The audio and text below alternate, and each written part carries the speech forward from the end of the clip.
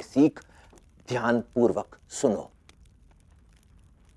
बुद्धि सदा बाहुबल पर भारी पड़ती है।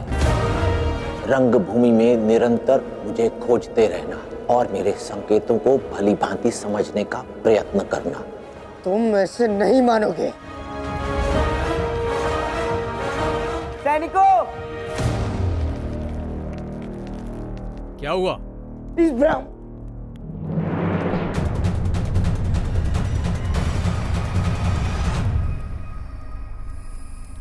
क्या हुआ? नहीं, कुछ नहीं, मुझे भ्रम हुआ था। तुम लोग जाओ।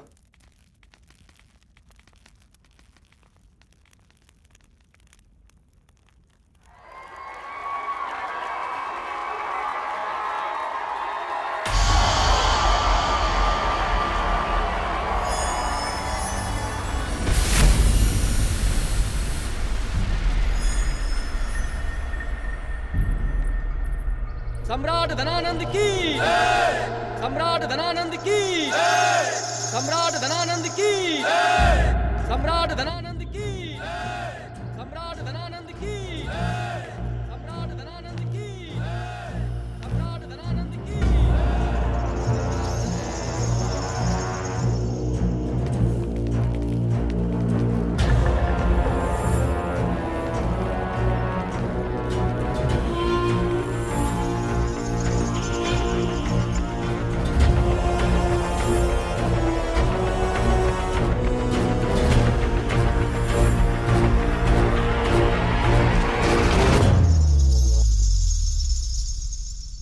महामात्य, कहाँ है हमारा विशिष्ट अतिथि? ना सेल्यूकस दिख रहा है और ना ही वो संसार प्रसिद्ध योद्धा। सावधान! मगध में आयोजित इस द्वंद्व में मगध का प्रतिनिधित्व करने वाले शूरवीर, बलशाली और महान योद्धा चंद्रगुप्त पधार रहे हैं। चंद्रगुप्त, चंद्रगुप्त,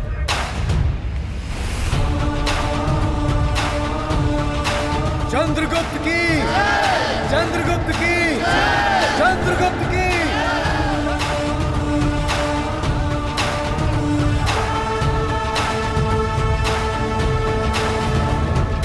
दुश्मन पे प्रहार है चंद्रगुप्त, शस्त्र जैसी धार है चंद्रगुप्त, वीर भी ये धीर भी वंश का आधार है, नीतिवान बुद्धिमान सूर्य जैसा शौर्य है, ये चंद्रगुप्त मौर्य है, ये चंद्रगुप्त मौर्य है।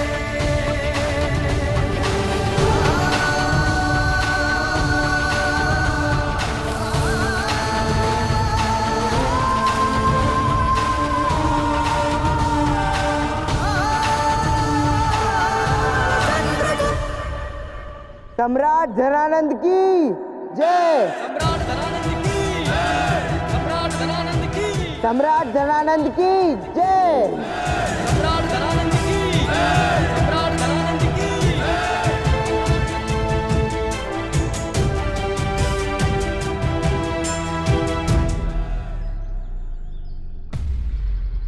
अगर तुमने द्वंद्व करने की ठान ली है तो कम से कम मुझे तुम्हें आशीर्वाद तो देने दो। क्षमा करना वीरभद्र की माई, तुम तो आशीर्वाद दे ही रही थी, किंतु मैंने ही क्रोध में तुमसे आशीर्वाद नहीं लिया। आज मुझे तुम्हारे उसी आशीर्वाद की आवश्यकता है।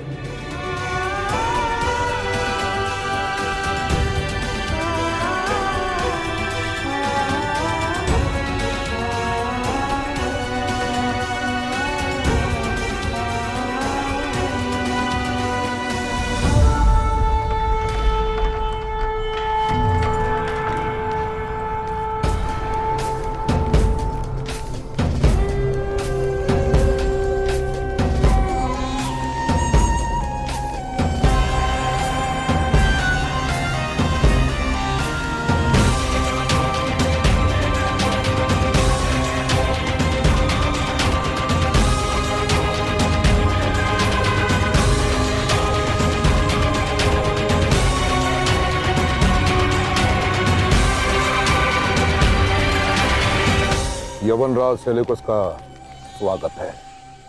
यवनराज, एक क्षण तो मुझे लगा कदाचित आप और आपका वो बलशाली योद्धा आज यहां आएगा ही नहीं। कहां है वो विश्व प्रसिद्ध देशमंड? एक बार पुनः विचार कर लीजिए, कहीं आवेश में आकर आपसे कोई भूल ना हो जाए। नहीं शाह, मैं हमारे जंग के देवता को सदका दे के आया हूं, कुर्बानी दे के आया हूं। आज की ये लड़ाई एक तरफा होगी, जीत हमारी होगी शाह।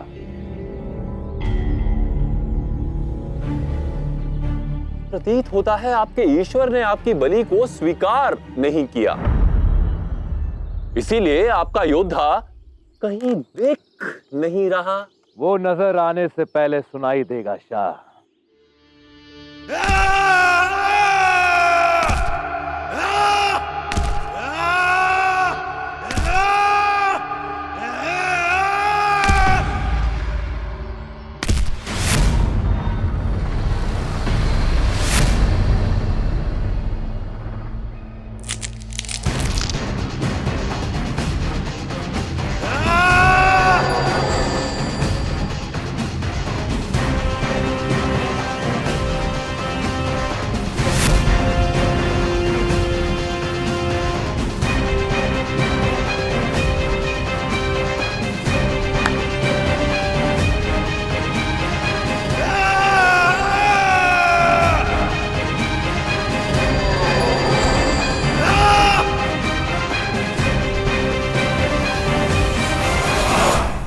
उत्तम।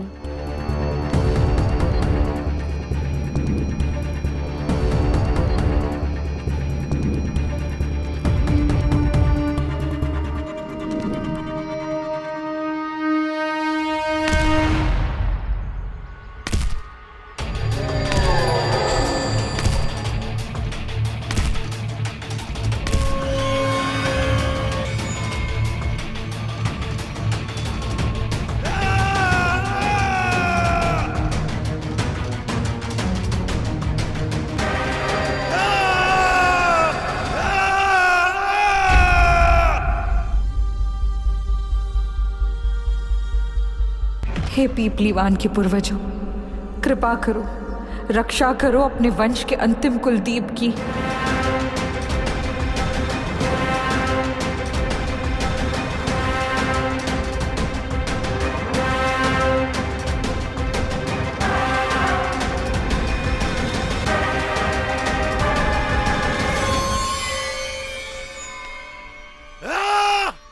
आज चंद्रगुप्त के जीवन का अंतिम दिन होगा और मुझे मेरा प्रतिकार प्राप्त होगा।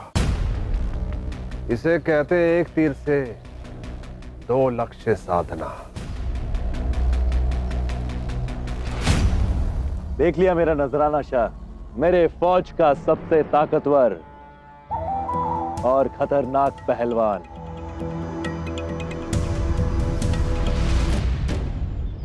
अब लगता है जंग कुछ ही लम्हों में खत्म हो जाएगी।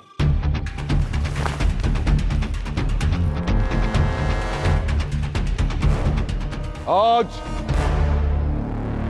मगधपति के आदेशानुसार मगध के पावन धरती पर एक द्वंद्व का आयोजन किया गया है। एक और है यवनराज सेल्यूकस के साथ आए देशमंद,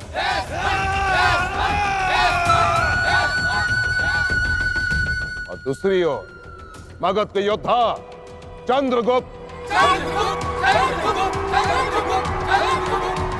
इस द्वंद्व का निर्णय और कोई नहीं, केवल और केवल मृत्यु करेगी। और ये द्वंद्व वही जीतेगा जो अंत तक जीवित रहेगा। जो जीता वही जीवित बाहर आएगा। इस द्वंद्व का केवल एक ही नियम है, जीत।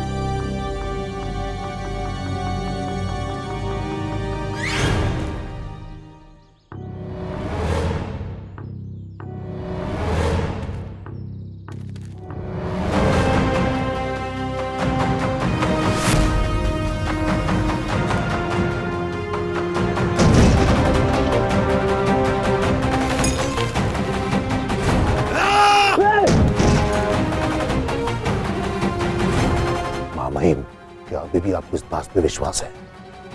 हाँ महामात्य, ये दास यहां से जीवित और जीत कर ही बाहर आएगा।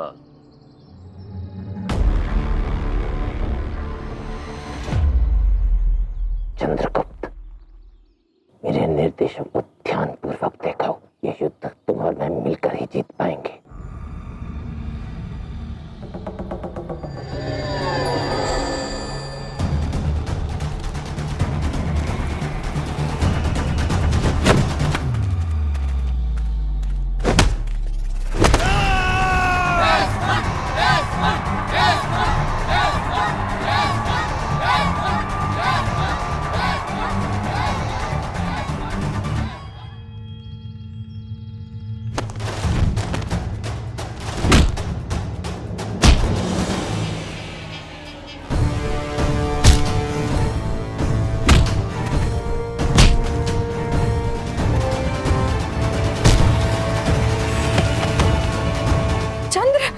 चंद्रगुप्त, मेरी ओर देखो।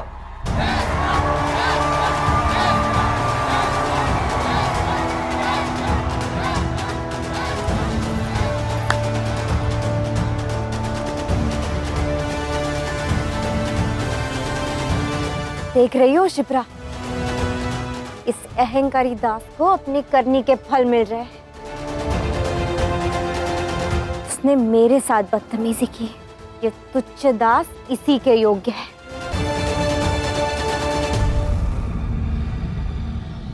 कदाचित तुम्हें इस दास की चिंता हो रही है शिप्रा। नहीं राजकुमारी, आप उचित कह रही हैं। ये दास इसी दंड के योग्य है। वो तो है।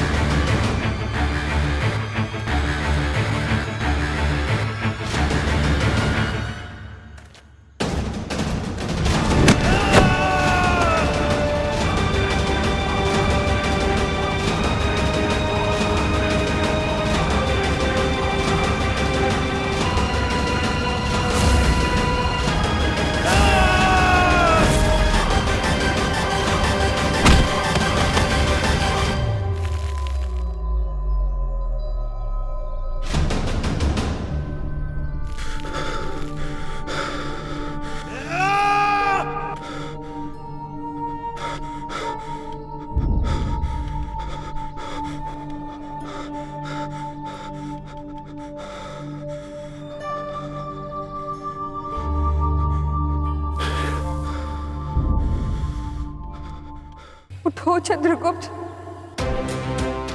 इस द्वंद से तुम्हें एक शूरवीर योद्धा के भांति उठकर विजयी होकर बाहर निकलना होगा। उठो।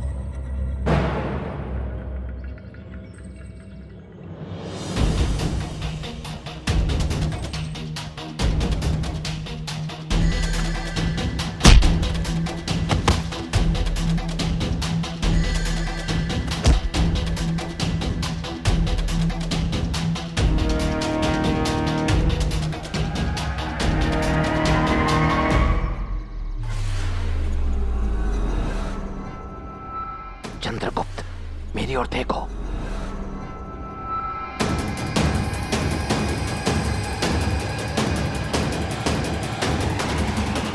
मेरी ओर देखो। जो मैंने बताया उसका स्मरण करो। बुद्धि सदा बाहुबल पर भारी पड़ती है।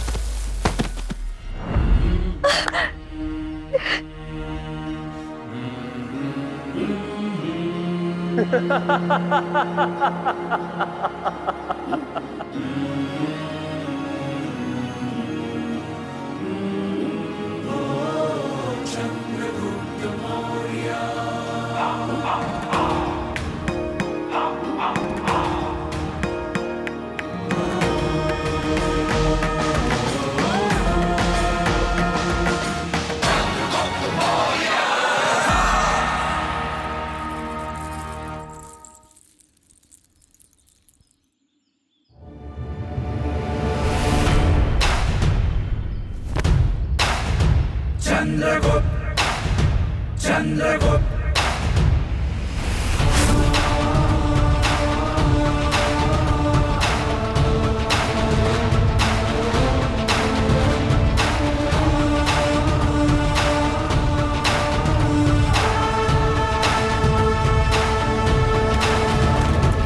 दुश्मन पे प्रहार है, चंद्रगुप्त शस्त्र जैसी हार है। चंद्रगुप्त वीर भी ये धीर भी वंश का आधार है। नीतिवान बुद्धिमान सूर्य जैसा शौर्य है। चंद्रगुप्त मौर्य है, ये चंद्रगुप्त मौर्य है।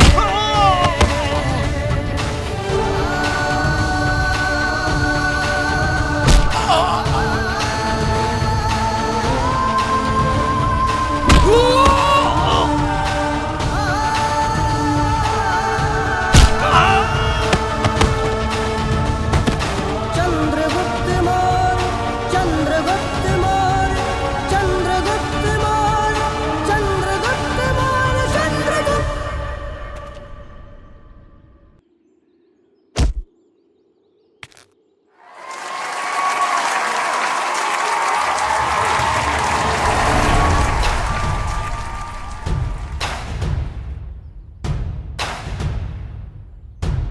चंद्रगुप्त की चंद्रगुप्त की चंद्रगुप्त की चंद्रगुप्त की चंद्रगुप्त की चंद्रगुप्त की।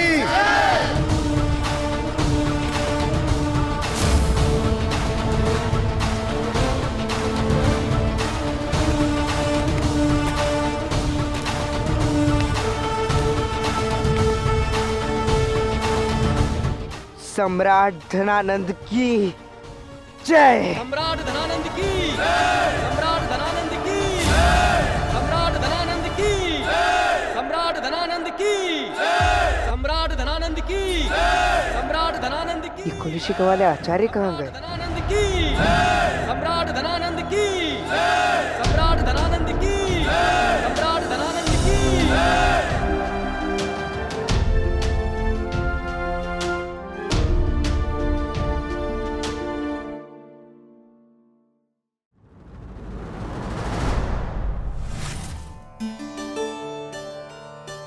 कभी सोचा है आपने कि क्यों हीरे को मुकुट में धारण किया जाता है? क्यों इसे आभूषण बनाकर गले से लगाते हैं? क्यों इसे मार्ग में फेंक नहीं देते? क्योंकि अंततः है तो ये भी एक पत्थर ही। क्या केवल इसलिए कि ये देखने में सुंदर है?